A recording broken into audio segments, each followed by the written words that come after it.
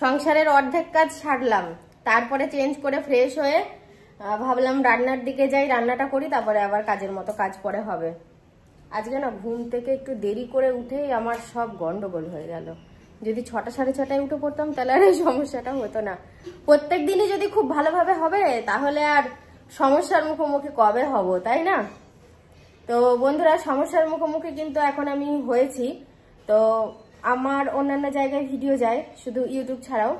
তো সেই সমস্ত জায়গায় আমাদের অন্যান্য জায়গা থেকে ভিডিও নিয়ে সেগুলো এআই এর মাধ্যমে এত খারাপ ভিডিও তৈরি হচ্ছে যেখানে বন্ধুদের কাছে আমরা অনেক ছোট হয়ে যাচ্ছি। 10 জনের মধ্যে 9 জন বুঝছে যে এটা এআই দিয়ে এডিট করা, কিন্তু ওই একজনের কাছেও তো আমরা খারাপ হয়ে যাচ্ছি। অতটা খারাপ ভিডিও আমরা করি না। তো সেই জায়গা থেকে খুব খারাপ লাগছে। যেই সমস্ত চোরেরা ভিডিও চুরি করে এই সমস্ত করছে না, আশা করি তাদের ভালো হবে না, আর তাদের বিরুদ্ধে অবশ্যই আমরা স্টেপ নিচ্ছি খুবই তাড়াতাড়ি। এ দেখো, রুটি সবজি বানাবো, ওই জন্য সবজি থালায় নিয়ে নিয়েছি। আগে সবজি কাটবো, তারপরে আটা মাখবো, তাহলে কাজের গোছ হবে। আর এগুলো কাটতে পারলে আরো বেশি কাজের গোছ হবে। এ বাপি, একটা ওই গাছ থেকে পেঁপে ছিঁড়ে দাও তো, টাটকা পেঁপে, তাহলে সম্পূর্ণ হবে তরকারিটা। এখানটায় রাখি। মায়ের চান করতে করতে আমার রান্না হয়ে যাবে, চাপ নেই। তুমি তখনও চান করবা, পুজো দিবা। সকালে বলেছি বলে এখন পরিষ্কার হচ্ছে না, এটা পরিষ্কার করতেই হবে। আর রাত হাতে গোনা 3 দিন, কিন্তু ওখানে তো লাগালে পাবো না।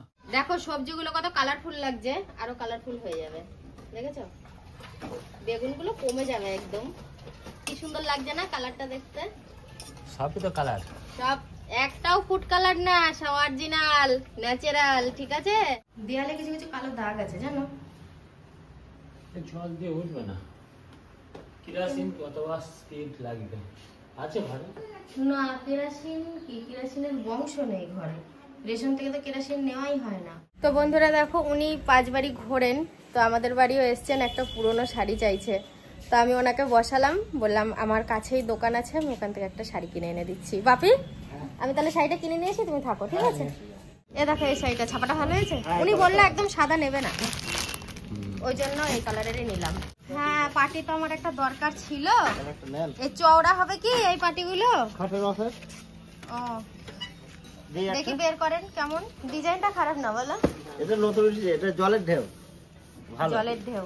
দুটো জিনিসই নতুন মা, গ্রিলও নতুন, পাটিও নতুন।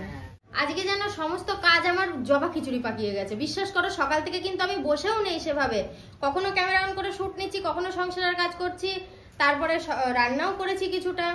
তো সব মিলিয়ে তবু যেন কাজ আমার শেষ হচ্ছে না। দেখো, সিঁড়ির মধ্যে গামলাটা রেখে দিয়েছি, তো তোমাদেরকে আমি নিচে দেখিয়েছি, তবু একটু শেয়ার করছি আর কি। কিছুদিন আগেই আমি তোমাদেরকে বলছিলাম যে উপরের ঘরে হাত দেওয়া হবে, তো সেরকমই ব্যবস্থা চলছে। ওই জন্য দেখো গ্রিল চলে এসছে, যদিও এগুলো অনেকদিন আগে মানে বানাতে দেয়া ছিল। বাহ, এটা তো খুব সুন্দর মেলেছে গো, ইট ফিট দিয়ে একবারে পাতিয়ে সুন্দর করে। আর ওই যে আমার রান্নাঘর ফাঁকা, আমি যাবো গিয়ে এখনই ভাত বসাবো। ইমা, অ্যালোভেরা গাছটা এরকম হলুদ হয়ে গেল কেন? দিদি, তোমাদের একটা খুবই খারাপ ভিডিও দেখলাম। তোমরা তো ওই ধরনের ভিডিও করো না, তো ভিডিওটা কি তোমাদের? আমরা কিন্তু দুজনেই রয়েছি। তো এখন এআই এর মাধ্যমে বিশ্বাস করো, এই যে এই কথাটা আমি বললাম, টি সাউন্ডটা একটু মিউট করি। হ্যাঁ, মিউট করো। এই বিষয়টা নিয়ে আমরা চিন্তিত বলা ভুল হচ্ছে, কারণ আমাদের রাগ হচ্ছে বেশি। এত খারাপ ভিডিও তৈরি করেছে আর ভিডিওগুলো ভাইরাল হচ্ছে, মানে 10 জনের মধ্যে একজন হয়তো ভাবছে ভিডিওগুলো আমরা করেছি, কিন্তু ভিডিওগুলো আমরা করছি না। আর এখানেও ফেক চ্যানেল রয়েছে।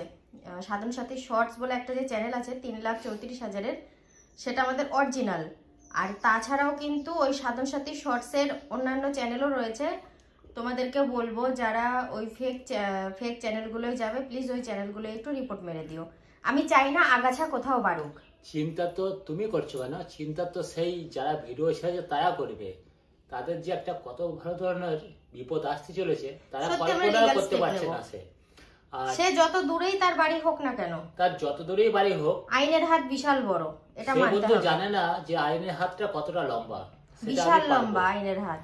আর বন্ধুরা যদি আমার পাশে থাকে, তোমাকে বন্ধু খুঁজে তো বার করবই। তুমি যেখানেই থাকো, পৃথিবীর শেষ প্রান্ত থাকলেও তোমাকে খুঁজে বার করে আমরা সাজা তোমাকে দেবই।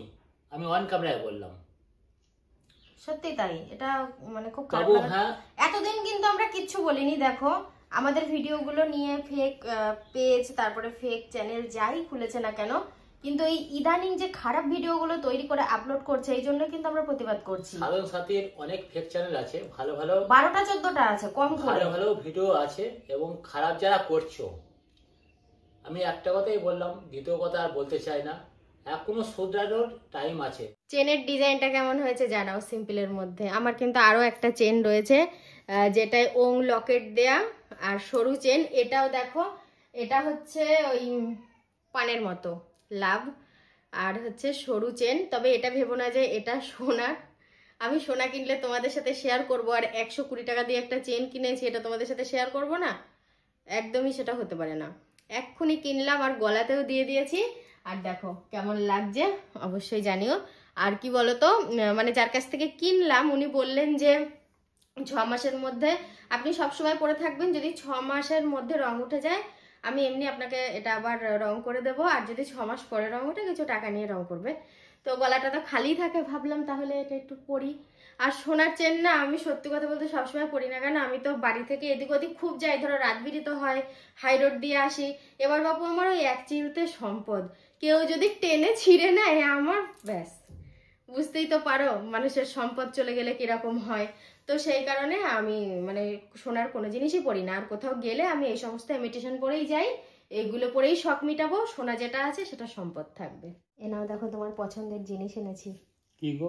মিষ্টিটা পছন্দের জিনিস অবশ্যই, কিন্তু তার থেকেও বেশি পছন্দের হলো মিষ্টির রস, যেটা তুমি মুড়ি দিয়ে খেতে পছন্দ করো। হাসিটা দেখা, মিষ্টির থেকে মিষ্টির রসটা আমার খুব ভালো লাগে। জানি তো, ক্যারি প্যাকেট ফুটো করে খাও।